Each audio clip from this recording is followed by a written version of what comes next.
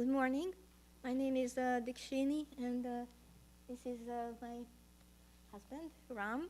And we every Sunday we read from the Rays of the One Light, which is the weekly commentaries on the Bible and the Bhagavad Gita by G. Donald Walters, Swami Kriyananda. This is week 6. The importance of soul receptivity. Truth is one and eternal. Realize oneness with it in your deathless self within. The following commentary is based on the teachings of Paramhansa Yogananda. Chapter 1 of the Gospel of St. John states, "But as many as received him, to them gave he power to become the sons of God, even to them that believe on his name." This was a passage Paramhansa Yogananda often quoted to his disciples. "Be in tune," he would tell them. "Delusion can't touch you if you will keep in tune." "A few of you will fall," he said once, "but it needn't be if you would stay in tune." Of a disciple who became highly advanced, even though she didn't meditate much, he said, "She got there by attunement." To one who found meditation difficult, he said, "I will meditate for you as long as you stay in tune." Truth is a state of consciousness, not a well-worded definition. It is in that consciousness, above all, that our lives are transformed. Therefore, the Bhagavad Gita says in the 10th chapter, "To those who are ever attached to me and who worship me with love, I impart discernment by means of which they attain me. Out of my love for them, I, the divine within them, set alight in them the radiant lamp of wisdom, thereby dispelling the darkness of their ignorance." Thus, through Holy Scripture, God has spoken to mankind. Om,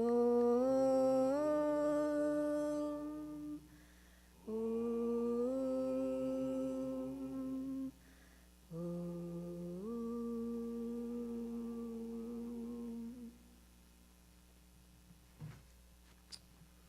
This topic today on attunement is a very important one, and I'd like to read from Autobiography, The Whispers from Eternity by Paramahansa Yogananda. This is, when Yogananda was living, he said, "If you want to think me near, read my Whispers from Eternity. From this book of prayer poems, I will eternally whisper to you the guidance and the messages that you need on a daily basis." Of course, that last part was my part. But in relationship to attunement, I think this poem says it all. "Make us transparent that thy light may shine through us unimpeded. The sunbeams of thy love shines equally on all members of the cosmic family, whether the prophet, the hero, the villain, the tiny moth, or me. It is our own fault if we make ourselves opaque by our own mental and emotional dullness. Teach us to wipe away the dirt of error from the windows of our understanding. Our arms are weak for the task, owing to our long inner spiritual resistance. O Master Cleanser, lend power to our efforts, that we may wipe away every last spot that clings to our minds, obscuring our transparency and preventing free entry into thy light. O make us fully clean again, invisible in our egos, because transmitting only visions of thy beauty, which lies within us." This is such a beautiful prayer poem. If you don't have this book, Whispers from Eternity, I advise you to pick it up before you leave today. Even if you have not read Autobiography of a Yogi, every morning my wife and I, we meditate, at least we try to meditate and get up early. Sometimes we're rushing out the door. I don't know if that ever happens to you all. You got to rush out the door. Oh my God, I'm late, I'm running late. Even if we're running late and we don't get our meditation in, we will stop and read from Whispers from Eternity. And we just open it spontaneously. And it's just amazing to see the message that comes through. This message today on becoming transparent or becoming invisible is really a message of attunement. As the reading Dick Cheney read today, the quote from the Bible of, "Suffer the little children unto me, to those who received him, to them he gave the power to become the sons of God." Soul receptivity, opening the heart, opening the mind to receive the light of God so that that light can shine through us unimpeded, being transparent, is the goal of attunement. Yogananda would often tell his disciples, "Get in tune with me." There was a story of Swami Kriyananda, the founder of Ananda, who was working at Mount Washington, the headquarters of the self-realization movement that Yogananda founded. And Yogananda, I don't think he had already left his physical body. And Swami was there working in the office, and he was staring out at the beautiful garden that was before him at Mount Washington. And he thought, how beautiful this garden is, but it's obscured by this window. It's muddy. It had rained the night before, and there was mud spattered all over the window. And he said, somebody ought to get out there and clean that window up. And he said, well, I guess no one's going to do it except for me. So he got up out of his seat, doing his work, and he got his, one can imagine, his Windex, and cleaned off the mud and the dirt off that window, and he went back inside and he said, oh, what a beautiful window. Then he realized that it wasn't a window at all. It was the view through the window that made it beautiful. It's like the stained glass pieces that are in a great cathedral, let's say in Rome or at any church. It's the light, the sun shining through that stained glass window that makes it beautiful. And the same is true for us. It's when the sunlight of God's love and light and joy begins to shine through us that the window of our own consciousness becomes transparent and we become beautiful. Because it's only the light of God that is shining through. That light of God is what makes us who we truly are. And when the ego, the window of our ego becomes clean and clear, that light of God can shine through. To those who think me near, Yogananda said, I shall be near. And so this process of attunement or becoming transparent is a process. There was a beautiful image that I'd like to share with you from the life of the Buddha, Siddhartha. He's meditating, and it was shown in the film The Little Buddha. It's sort of a beautiful image. He's meditating under a tree, and he's been starving himself to death, trying to break the hypnosis of the ego, of the body, of body consciousness. And he's meditating under this tree, who knows for how long. And he's sitting there meditating, and his hair has grown long. He's focused deeply at the point between the eyebrows, but he's not breaking through. He's not feeling the bliss, the joy of God. For some reason, that light is not penetrating the veils of darkness of the ego that he was so ardently trying to conquer. And then he heard someone speaking. He was meditating, and the hearing is the last to go. Even when you're dying, you always can hear what's going on in the operating room or on your deathbed. And Yogananda recommended that when you're in the process of dying, to have someone chanting to you the Om in your right ear, because as you transition, if someone is chanting the Om, it will lift your energy beyond the confines of the physical body and the ego identified with the body, and to gradually ascend and to embrace the light. But Buddha was meditating. He hadn't yet come to be the Buddha, so he was still Siddhartha, an aspirant, a sadhak, someone who is trying to attain the light. And he's hearing someone drive or pedal by in a boat on the river. And it's a music teacher. And the music teacher is telling his student, if you string the string too tight on the instrument, it will break. If you don't tighten it tight enough, it will not play. And Siddhartha heard these words, and he recognized them as whispers from eternity. He recognized it as God speaking to him even as he was performing his daily sadhana. And he got up from his meditation when he heard that. He got up from his meditation and went to the river and bathed himself. He had been sitting under this tree for who knows for how long. And he cleaned himself up, and someone came and brought him food.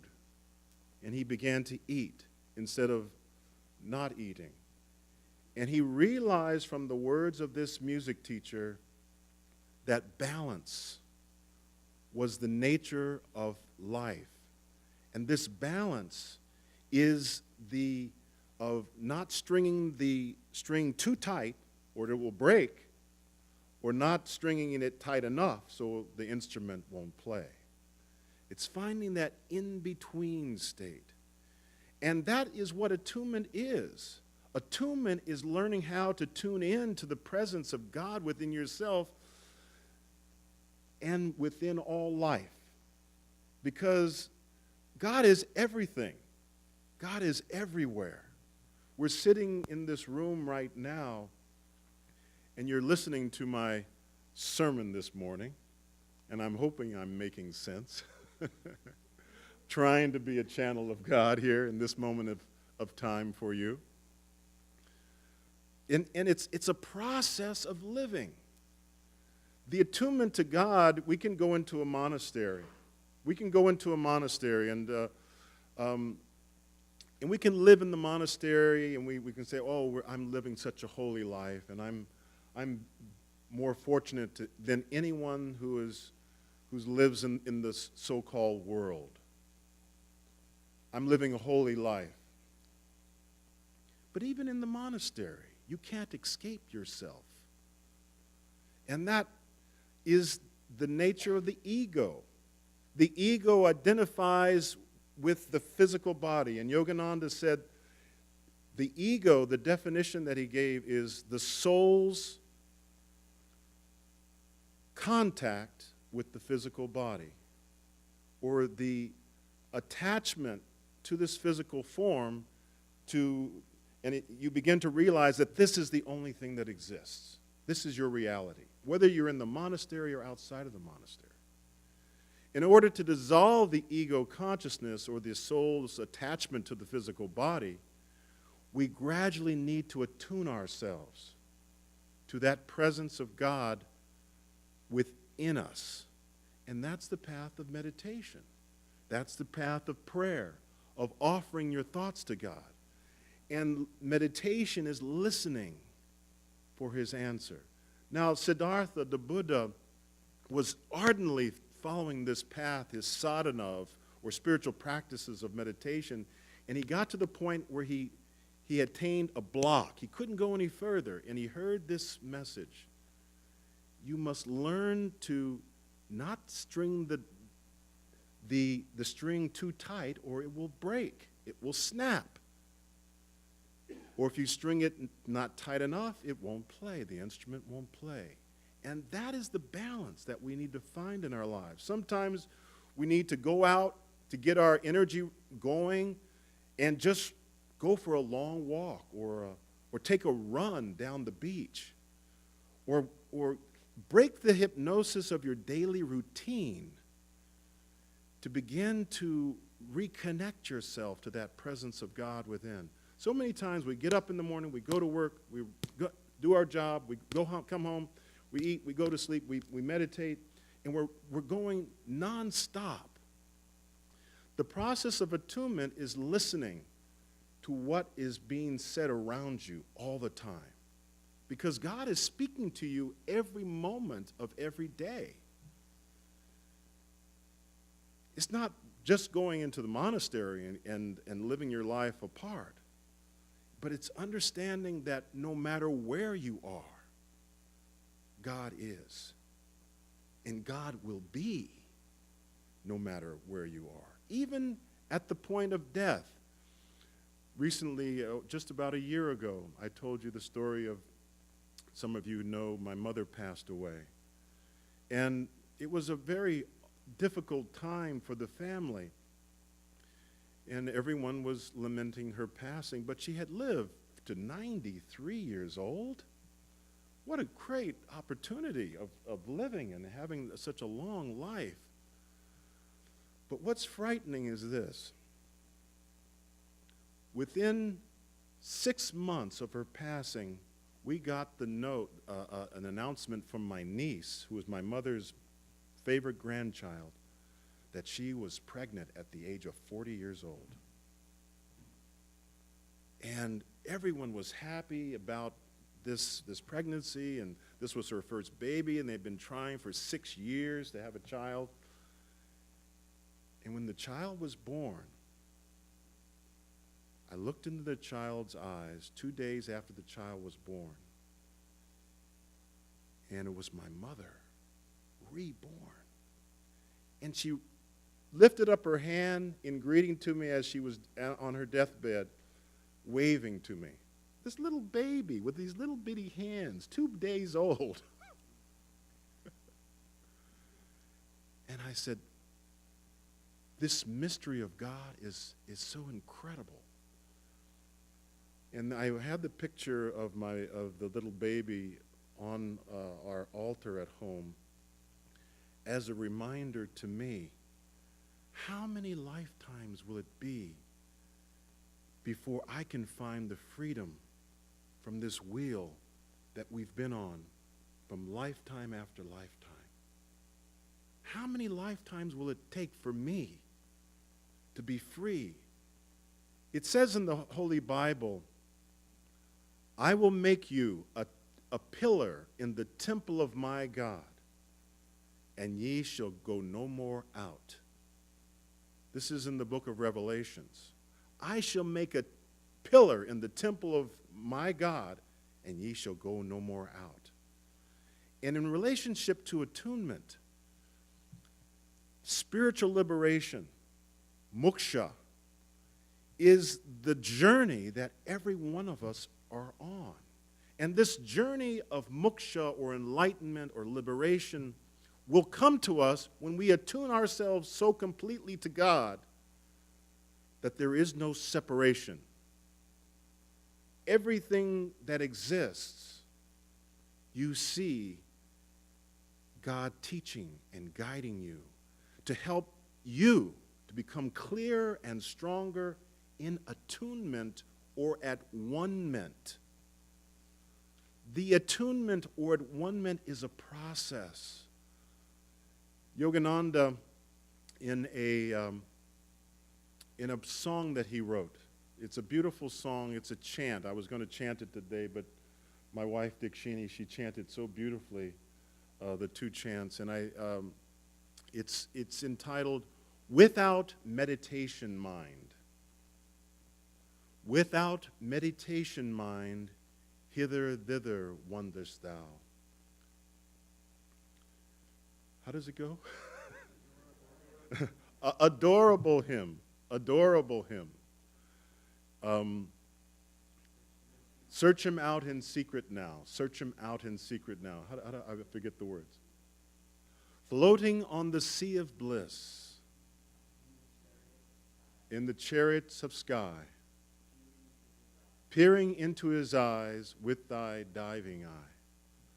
Yogananda has written so many beautiful chants and songs, and it would be fun and lovely sometime to have an all-day chant fest of all of Yogananda's songs that are in his book.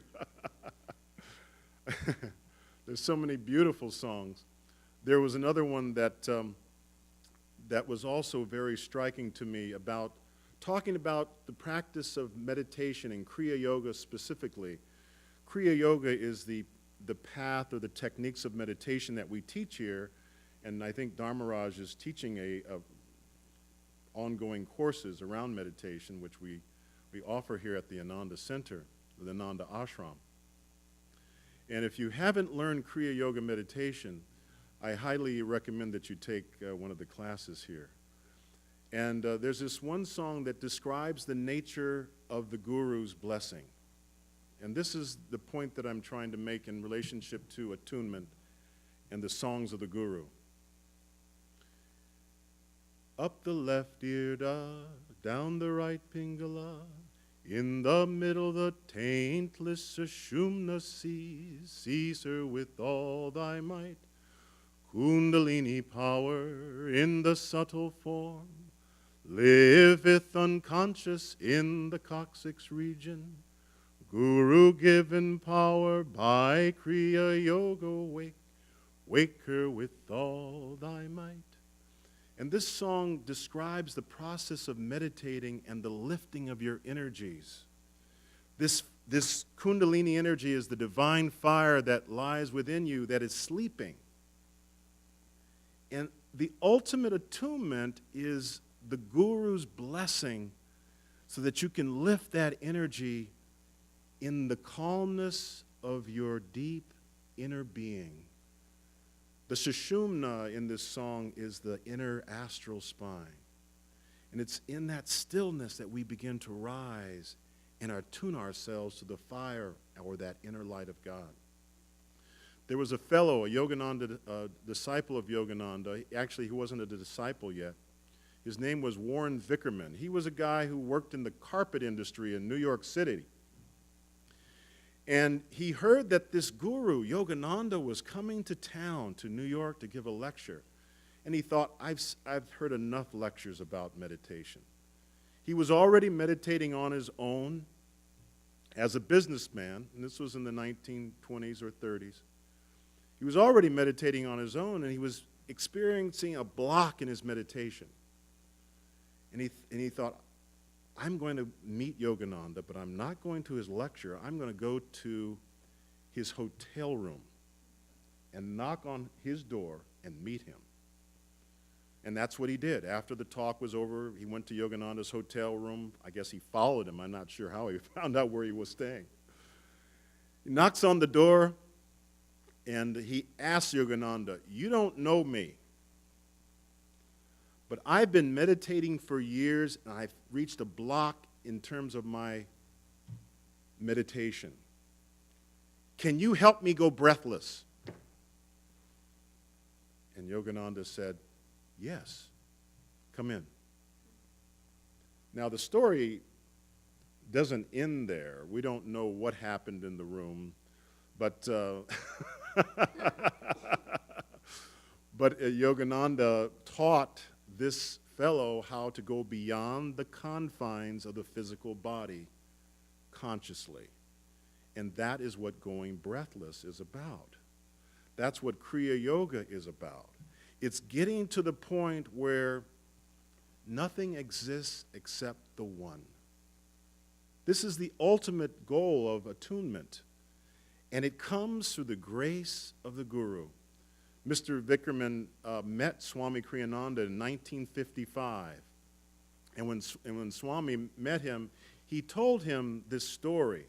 He walked into the room and Yogananda tapped him on his chest. Immediately he went breathless and went into the state of oneness with God, or samadhi. So it's not enough just to meditate. We need to meditate with the consciousness of the Guru being with us and guiding us in our practices. This is the ultimate attunement. This is the ultimate way by which we can attain our highest understanding and reality. The quote that Dakshini read today, to those who received him. Yogananda would often quote that passage. To those who received him, to them he gave the power to become the sons of God. And that's our journey, folk. We're here to become sons and daughters of the one source that has manifested everything. That's why we're here. And we go through our life and we work and we do this and we do that. But are you listening? The highest form of meditation is meditating 24/7.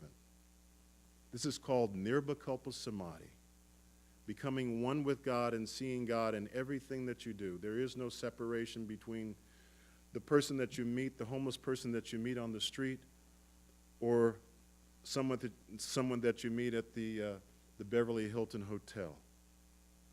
There is no difference. Everyone is playing their part. And as Shakespeare said, the whole world is a stage. And what? Everyone's playing their part. What is the highest part that we can play? Play the part of the Buddha. Play the part of the Christ. Play the part of the Krishna. Awaken yourself. Live in the bliss and the joy of God. That is your true birthright. This is the highest attunement on our goal that we're on. May God bless you all on your journey.